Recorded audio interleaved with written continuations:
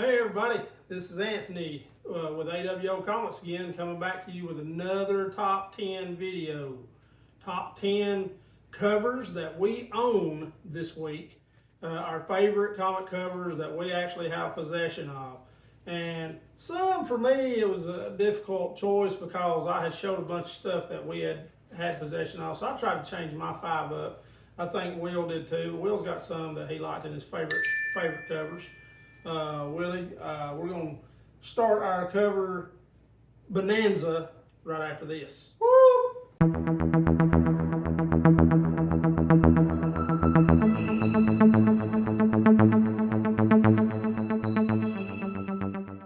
We're back here with A.W.O Comics and getting ready to start our top 10 favorite covers that we own. And whose time is it to go first? Do you remember? Yours now. Is it mine? Okay. Well, I'll start it off then. I'll get the ball rolling. My number 5 is Supernatural Thrillers, number 9 by Gil Kane and Al Milgrom. One of my favorite covers. Try to show you that without the glare hitting it. Just a really cool cover with the mummy on it. He's chained to the ground. Looks like he's in a pyramid and they're flooding the pyramid with water and he's trying to break loose and he's broke one chain and the other one still has him clamped down. Gil Kane, one of the legendary, both him and Al Milgrom, legendary artists. This book came out in October 1974 cover date. Just one of my favorites. I'm a big Living Mummy fan and I think it's pretty cool, Willie Mo. What about your number 5? Oh, my number 5 is Marvel Team Up number 62, and this is what it looks like without the glare hitting it, like you said.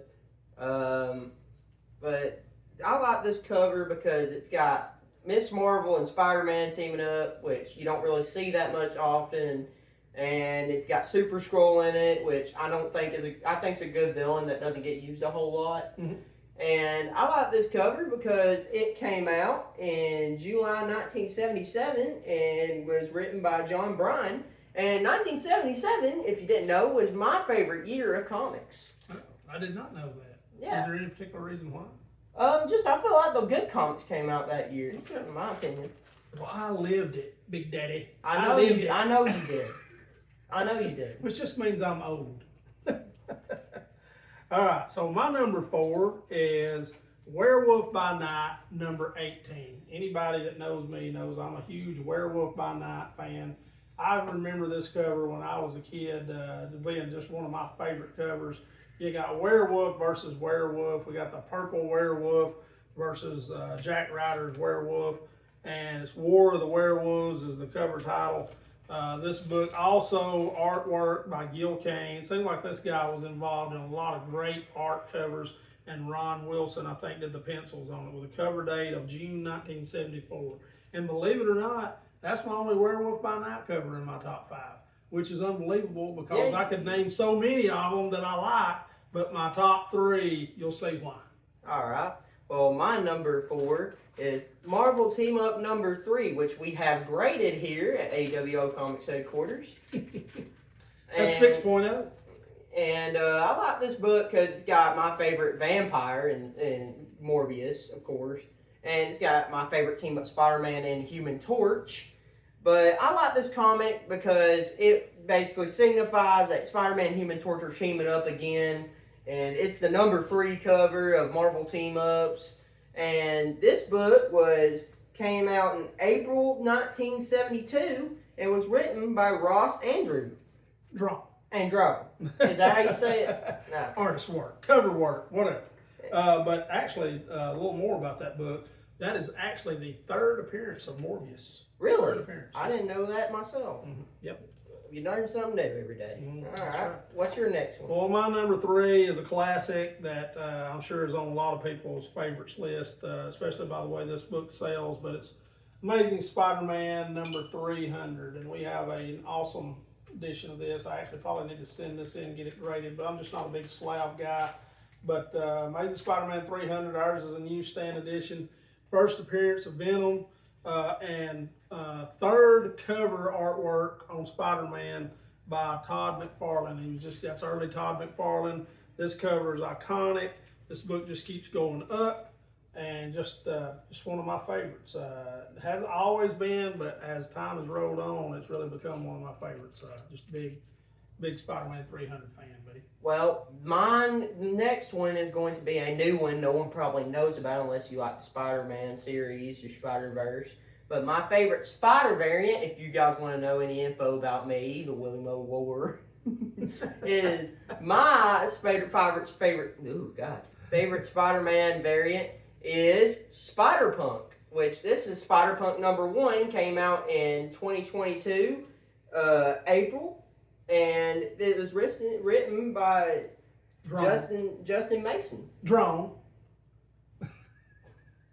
My bad. And without glaring, you can see it real good. I like this cover. I think this is a variant cover. I'm pretty sure this is a variant cover. If it's not, you can tell me if you know anything about this cover. I see that because I think there is actually a different artist on this variant right here, and we want to make sure we give the right credit to the right artist. But I believe this is a Okazawa, or is that how you say his name? Let me look this up here. Hang on just a second. Bear with us here. Takashi Okazaki. Well, I'm and sorry. Rico Renzi are the actual cover artists. No, I take that back. It is Oliveri Copel and Alejandro Sanchez as the cover artist for this book right here.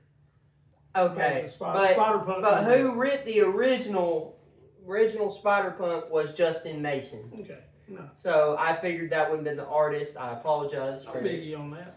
I doubt the real person that wrote this cover is watching this video, but I apologize to you, sir. Hey, you never know. You never know. There's that one. But that is my #3. No, and what's your number? What's your number 2? My number 2, one of my all-time favorites. I'm sure a lot of people like this book as well. Amazing Spider-Man #39. I'll try to get the glare off of it here. These Mylars is hard to get the glare off of. But this right here was the passing of the torch issue as far as artwork is concerned.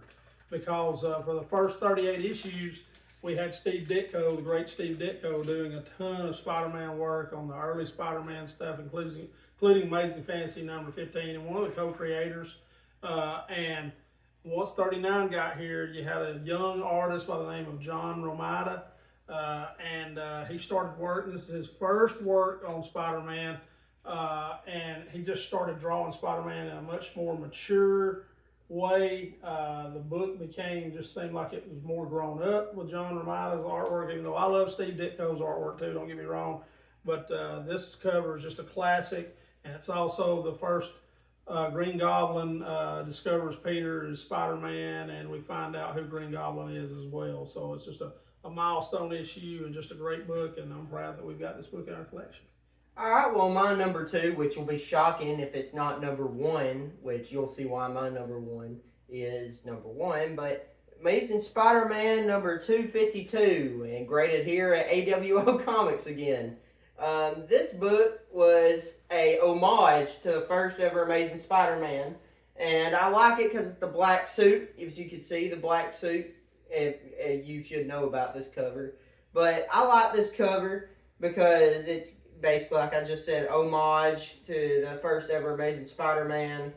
And I've always liked black suit Spider-Man. I like the black suit on Spider-Man. I thought it looked good on him.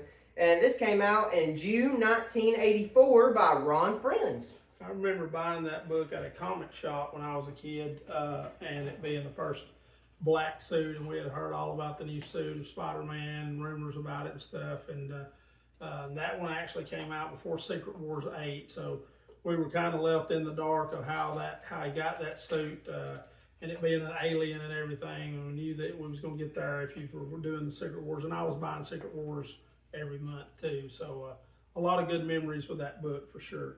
All right, so now it's time for my number 1, and my number 1 all-time favorite book, and I'm going to set these other ones over here so I can kind of hold this one, is Spectacular Spider-Man Magazine #2. A great cover there by John Romita Sr., and it's a painted cover. I'm trying to show this where we can get the glare off of it. Just a great story in this book, all color pages, and just that painted cover This book was reprinted in a Spider-Man annual, and it was drawn regular, but the painted cover is just one of my favorites. And this book is actually one of the reasons why I started getting back into comic collecting. I read this book as on a digital copy, and I thought, I'd like to own that book. And I got back, started buying, started looking for one on eBay, found one and bought it, and then the rest is history. I was back collecting again. So that's my story, and I'm sticking to it, Willie Mo. All right, that's a great number one. Yeah. And people, I understand. You could say all in the comments that I glaze this comic way too much, but this was my first ever comic, and what got me into this YouTube channel. Invincible number 61, and you've probably already seen it multiple times. You probably, if you watched our first video, have seen this book. But this book was one of my first ever comic books to get. It's graded here at A.W.O Comics, and it will remain my favorite. This came out in April 2009 by Ryan Oatley, and it starts the Conquest versus Invincible fight, and which is one of my favorite fights in Invincible so far. And I like this book because it was after the Invincible War, and I like how Mark is standing there when you can see. Oh, let me get the glare off. You get to see Mark standing there, and if you can see it, Conquest has got coming in basically they're about to fight, have a huge fight on the cover, and it still remains one of my favorite covers to this day. Good book, ain't no doubt about it, and probably one that'll stand the test of time.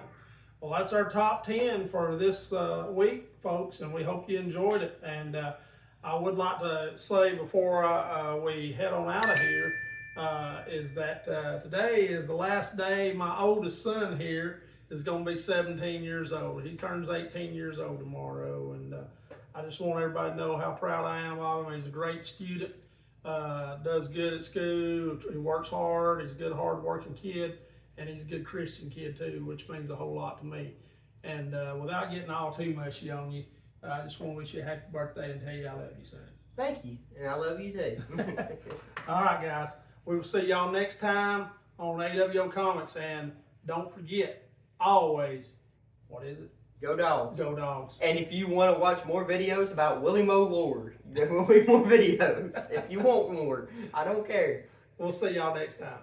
Peace out. Goodbye.